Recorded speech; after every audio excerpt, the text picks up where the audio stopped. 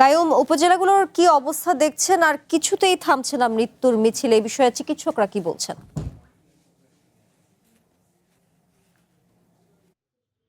আপনাকে ধন্যবাদ। আমি খুবই বাজে খবর দিয়ে শুরু করি। সিলেটে কিন্তু হামের মৃত্যুর মিছিল কিন্তু থামছে না। গতকাল আপনি ভয়াবহ একটি ব্যাপার হচ্ছে মাত্র ৫ ঘন্টা ব্যবধানে ৩ জন শিশু মারা গেছে এবং সকালের মধ্যে আরও একজন, অর্থাৎ সিলেটে গেল ২৪ ঘন্টায় ৪ জন শিশু কিন্তু মারা গেছে হাম উপসর্গ নিয়ে।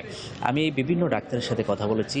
সিলেটের যেসব হাওর অঞ্চল এলাকা আছে, সেই হাওর অঞ্চল এলাকাতে হামের উপদ্রবটা বেশি হচ্ছে এবং টোটাল চাপটা এসে পড়ছে সিলেট বিভাগীয় হাসপাতাল যে দুটি আছে, এই দুটি হাসপাতালে, যেমন সিলেট শামসুদ্দিন হাসপাতাল এবং এমএজি উসমানী মেডিকেল কলেজ হাসপাতাল। এমএজি উসমানী মেডিকেল হাসপাতালে 10টি বেড আছে আইসিইউতে এবং এখানেও প্রায় 10টির মতো তারা উন্নতি করার চেষ্টা করছে শামসুদ্দিন হাসপাতালেও। কিন্তু এইটুকু বলা যায়, আপনি যেটি প্রশ্ন করেছেন যে হামের অবস্থা কিন্তু খুব বেশি ভালো না। সিলেটে যত সময় যাচ্ছে এর উপদ্রব কিন্তু বেড়েই চলছে। আমি কয়েকজন ডাক্তারের সাথে কথা বলেছি, তারা আমাকে যেটি বলেছেন যে আসলে এই ব্যাপারটা তাদের নিয়ন্ত্রণের বাহিরে চলে যাচ্ছে।